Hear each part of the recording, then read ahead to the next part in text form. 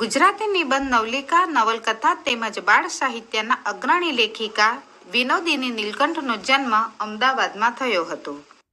પ્રાથમિક માધ્યમિક તેમજ ઉચ્ચ કેળવણી તેમણે અમદાવાદમાં પ્રાપ્ત કરી હતી. અમેરિકાની મિશિગન યુનિવર્સિટીમાંથી સમાજશાસ્ત્ર અને શિક્ષણશાસ્ત્ર વિષયો સાથે MA ડિગ્રી મેળવી. સામાજિક શૈક્ષણિક સંસ્થાઓમાં ઉમદા સેવાઓ આપી. રસદ્વાર એ રસાળ શૈલીનો નિબંધ સંગ્રહ તેમજ આરસીની ભીતર, કારપાશી અને બીજી વાતો, દિલ દરિયાવના મોતી, અંગુલીનો સ્પર્શ વાર્તા સંગ્રહો પ્રાપ્ત થાય છે. શિશુરંજના, મહેંદીની મંજરી, બાળકોની દુનિયામાં ડોકિયું તથા સફરચંદ બાળ સાહિત્યના નોંધપાત્ર પુસ્તકો છે. રાજ્ય સરકારના પારિતોષિક પણ એમને પ્રાપ્ત થયા છે. આ નિબંધમાં પ્રવાસ દરમિયાન થયેલા અનુભવો લેખિકા વર્ણવે છે. ચંદનવાડી શબ્દમાં ગુજરાતીઓને તથા લેખિકાને પણ પોતાપણું લાગે છે. ઘોડેસવારી કરી પહેલગામથી ચંદનવાડીએ જતા જતા પ્રકૃતિની પ્રતિક્ષણ બદલાતી કુદરતી શોભા, તેમાંથી થતો સંગીતનો આભાસ માણે છે. શેષ નદીના બદલાતા વિવિધ સ્વરૂપોનું સૌંદર્ય વરસાદમાં પલળીને પણ માણે છે. કુદરતના ન્યારા રૂપ જોઈ પાછા પહેલગામ આવી પલંગમાં સૂવાનું સુખદ લાગે છે. એ વાતને અંતે જીવનના ચિંતન સાથે સાંકળી આપે છે. પ્રકરણ 8 અમરનાથની યાત્રાએ. કાશ્મીરમાં પહલગામથી અમરનાથની યાત્રાએ જતા સૌથી પહેલો પડાવ ચંદનવાડી આગળ કરવો પડે છે. અમરનાથ જવા માટે અષાઢ કે શ્રાવણ માસ અનુકૂળ રહે છે, કારણ કે ત્યાં સુધી બરફના ડુંગરા ઓળંગી શકાતા નથી. અમે તો વૈશાખ મહિનામાં પહેલગામમાં હતા. અષાઢ કે શ્રાવણ તો શું, પણ અમે તો ઉતરતા જેઠ મહિના સુધી પણ ત્યાં રોકાઈ શકીએ એમ નહોતું. તેથી ચંદનવાડી સુધી જઈ સંતોષ માન્યા વગર છૂટકો જ નહોતો. નહીં મામા કરતા કહેણા મામા શું ખોટા, એ ન્યાયને અમે અનુસર્યા. કાશ્મીર ગયેલા ગુજરાતી લોકો વેરીનાગ, સોનમર્ગ કે ટુલી એન તળાવ જેવા અત્યંત મનોહર સ્થળો જોવા જવાનો આળસ કરે છે, પણ દરેક ગુજરાતી ચંદનવાડી તો અચૂક જાય છે જ. તેનું કારણ શું હોઈ શકે, તેનો વિચાર કરતા મને લાગે છે કે તે સ્થળનું નામ ગુજરાતીઓને ઘણું ગરવટભર્યું લાગતું હશે. ગુલમર્ગ કે ખિલમર્ગ, ચશ્મેશાહી કે તખ્ત સુલેમાન, અગર અચબલ કે ગધીરબલ જેવા નામ પારકા પરાયા, પણ ગુજરાતી લોકો બાળક, વૃદ્ધ, જુવાન, સ્ત્રી અને પુરુષોના ટોળે ટોળા ચંદનવાડી જવા માટે પહેલગામથી ઘોડા ઉપર ફલાંગ મારી સવાર બને છે. એ વાત તો સાચી જ છે.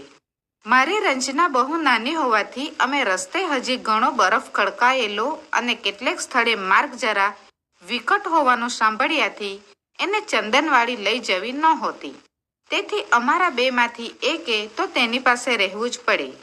થોડા દિવસ પહેલા કોલાહી ગ્લેશિયર ગયા, ત્યારે રંજનાને ખાતર મેં છેલ્લી મજલ જતી કરી હતી. તેથી આ વખતે મારા પતિએ મને જઈ આવવાનો આગ્રહ કર્યો. બંને પુત્રો તો ચંદનવાડી જવા અધીરા બની રહેલા હતા. આગલી સાંજે ઘોડા પસંદ કરી લીધા. અમે ત્રણે ઘોડે સવારીની આવડતવાળા, તેથી સરસ પાણીદાર ઘોડા લઈ લીધા.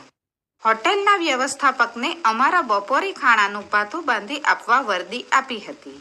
પણ આવે પ્રસંગે ભૂખ વધારે લાગે અને હોટેલવાળા હંમેશા ઓછું ખાવાનું બાંધી આપે છે એવો અનુભવ હોવાથી અમે સમી સાંજે પહેલગામના હલવાઈઓને થોડું ઘણું ખટાવ્યા. વળતે દિવસે વહેલી સવારે હળવો નાસ્તો કરી કેમેરા, થર્મોસ તથા નાસ્તાના સાધનો ઘોડાવાળાને સોંપી અમે ત્રણેય ચાલી નીકળ્યા. પહેલગામથી શરૂઆતથી જ શેષ નદીને કાંઠે કાંઠે થઈને રસ્તો ચાલ્યો જાય છે. કાશ્મીરનો વૈશાખ એટલે ત્યાં તો બેસી ચૂકેલી વસંત ઋતુ. નદી કાંઠે કેવી અભિરામ વંદરાઈ. શેવ એટલે સફરજનના ઝાડ ઉપર દૂધ જેવા ધોળા ફૂલના ગુચ્છા ખીલી ઉઠ્યા હતા. પૂર ઝપાટાબંધ વહેતી શેષ નદીના નીર અને કાંઠે વાતાવરણથી હરખાઈ ઉઠેલા સફરજનના વૃક્ષ, એક અંગ્રેજી કાવ્ય પંક્તિ મારા મનમાં કૂદી કૂદીને રટણ કરવા મંડી પડી. A thing of beauty, is joy forever. નિશાળનો ઘંટ વાગી જવાની બીકે ઉતાવળે નિશાળ તરફ ધસતી વાયરાથી ઉડી જતી ઓઢણીને ખેંચી પકડવા મથતી મુગ્ધા કન્યકાઓની યાદ આપતી. ઉજળા નિર્મળા ઉછાળા મારતા ઉતાવળમાં વહી જતા પાણીવાળી શેષ નદી વહી રહી હતી અને નદીને જમણે પડખે રળિયામણી ટેકરીઓ ઉપર પાઈનના ઝાડની ગીચ જાળીમાં થઈને વાતા માદક આહલાદક વસંત વાયુના સુસ્વાતા તોફાની નિશાળિયાની સિસોટીના સંગીતનો આભાસ આપતા હતા. નિશાળ બની દોડતી કન્યાકાઓને સિસોટી વગાડી ટીખડી છોકરાઓ જાણે ખીજવી રહ્યા હતા. બુલબુલ, રાજા અને નિશાંત એવા અમારા ઘોડાના નામ હતા. તે પહાડી ઘોડા સે કાળજીથી કેવા જતનપૂર્વક અમને ચંદનવાડી તરફ લઈ જતા હતા. લપસણે આવતા તે સંભાળ ભર્યા પગલાં માંડી અમને ઈજા ન આવે તેમ દોડીએ જતા હતા.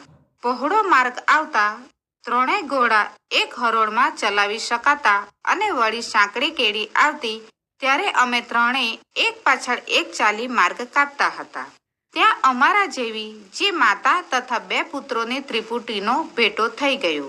તે હતા શ્રીમતી કૃષ્ણા હઠીસિંહ તથા તેમના 2 પુત્રો. તે લોકો પણ ચંદનવાડી જઈ રહ્યા હતા. સુહામણા કાશ્મીરનો સૂર્યોદયનો તે અભિરામ સમય હતો. હવા તાજગીથી ભરપૂર હતી અને આખી કુદરત વસંતાવતારથી ઘેલી બની આનંદમગ્ન હતી. અમે 3 પણ તે જ વાતાવરણથી મસ્ત બની હસતા ગીત ગાતા વાતો કરતા સંસ્કૃત કવિઓના વસંત ઋતુના હિમાલયના તથા નદીઓના વર્ણનાત્મક શ્લોકોના ઉચ્ચાર કરતા ચંદનવાડી તરફ ઘોડા દોડાવી રહ્યા હતા. માર્ગમાં દરેક ક્ષણે કુદરત પોતાનું સ્વરૂપ બદલતી હતી અને તેમાંથી કયું શ્રેષ્ઠ તે નક્કી કરવા અમે સૌ અસમર્થ બની જતા હતા. એકાદ વિખ્યાત ચિત્રકારના સુંદર ચિત્રોથી ભરપૂર કોઈ ચિત્ર સંગ્રહ સ્થાનમાં જઈએ અને ત્યાં જઈ આ ચિત્ર જોયું, અરે આ તો તેનાથી પણ વધારે સરસ છે એમ આપણે એકબીજાને કહીએ તેવું જ અહીં બનતું હતું. રસ્તે ચાલતા ઝાડ, ફૂલ અને વનપંખીઓના નામ જાણવાની તક મળતી ન હતી. પણ ખરું પૂછો તો તે નામ ન જાણવાથી અમારી તૃપ્તિમાં ઊણ પણ આવતી ન હતી. ખળખળાટ વહી જતા અને શેષ નદીમાં પોતાનું પાણી ઠાલવતા વહેડા તેમજ હૈયાનો ઉલ્લાસ સંગીત દ્વારા વ્યક્ત કરતા નાના સા ઝરણા અમારા માર્ગ આડે વારંવાર આવતા હતા. પાણી પીવાને બહાને અમારા પહાડી ઘોડા પણ પળવાર ઠમકીને આ હિમસૂતાઓના સૌંદર્યનું પાન કરી લેતા હતા. આગળ જતાં અમારો માર્ગ એકદમ ઊંચાણમાં આવી ગયો અને શેષ નદી દૂર નીચે રહી ગઈ.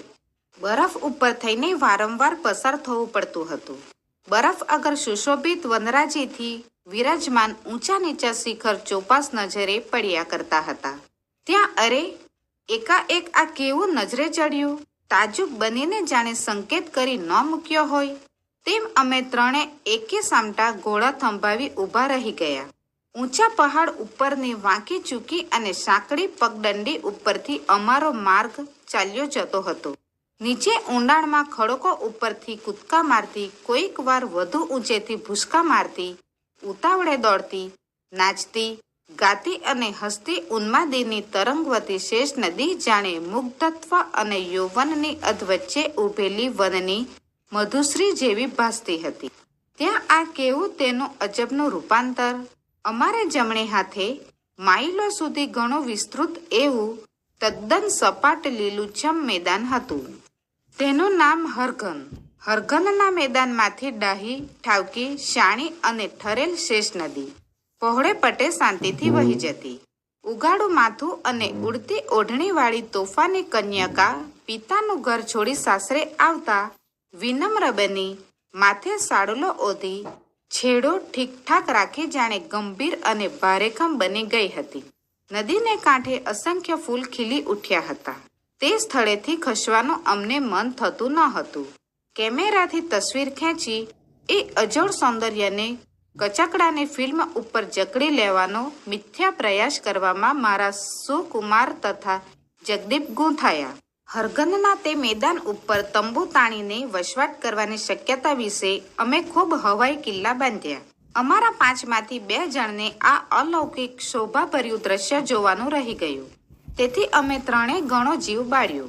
દુઃખની માફક સુખનો અતિરેક સહન કરવા માટે પણ સ્નિગ્ધજનની ભાગીદારીની જરૂર પડે છે.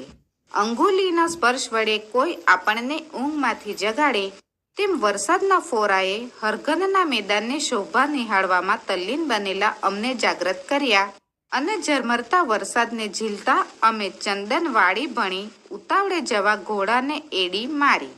ચંદનવાડી આગળ શેષ નદી બહુ ઘાટીલો વળાંક લે છે. ત્યાં નદી તટે અમરનાથના જાત્રાળુઓ માટે છાપરા બાંધેલા છે અને થોડા જાઘર પણ નજરે પડે છે. ચંદનવાડીના છેક પાછલા ભાગમાં બરફનો પુલ છે. પર્વતની ઉપર જામી ગયેલા બરફની અંદર કુદરતી ગોળાકાર બાકોરો પાડી શેષ નદી ચંદનવાડી તરફ વહેતી આવે છે. ઉનાળો ઉગ્ર બનતા આ બરફનો પુલ કદાચ ઓગળી જતો હશે. નદીના કાંઠા ઉપર એક શાંત એકાંત સ્થળ પસંદ કરી અમે ત્રણે ત્યાં બેઠા. ભાથામાં આણેલી ગરમ વાનગીઓ ઠંડી પડી ગઈ હતી અને ઠંડી વાનગીઓ ગરમ બની ગઈ હતી અને કેટલીક વાનગીઓનું સ્વરૂપ તો એવું પલટાઈ ગયું હતું કે તે કઈ ચીજ છે તે પારખવું યોગ બળથી જ કદાચ શક્ય બને. દરરોજ ભાવ્યું ના ભાવ્યુંની ચિકાશ કરનારા બંને છોકરાઓ તે દિવસે તાજી હવામાં ઘોડા દોડની લાંબી મજલ થવાથી તે વિચિત્ર અને નામ ના આપી શકાય તેવું ભોજન આનંદથી આરોગી ગયા. વળી પાછો વરસાદ થયો. કોણ જાણે ક્યાંથી કાળા ભમ્મર જેવા વાદળા દળબળ દોડતા આવી આકાશના ગુંબજમાં પથરાઈ ગયા અને વરસાદ તૂટી પડ્યો. ઝપાટા બંધ પાછા ન જઈએ તો સાંકડા વહેડાઓ પહોળા અને વેગથી વહેતા બની જાય તો તે ઓળંગવા અઘરા પડી જાય.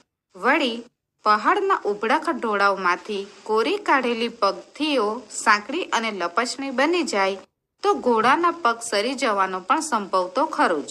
એટલે પહેલગામ પાછા પહોંચી જવાની મને અધીરાઈ થઈ. ઘર ભણી જવાનું હોવાથી બુલબુલ રાજા તથા નિશાંત પણ ઝડપભેર દોડવા રાજી હતા. વરસાદમાં પલળવાની અમને તો મજા આવતી હતી. માત્ર અમારા કેમેરામાં પાણી ન પેસે તેની અમને ચિંતા હતી.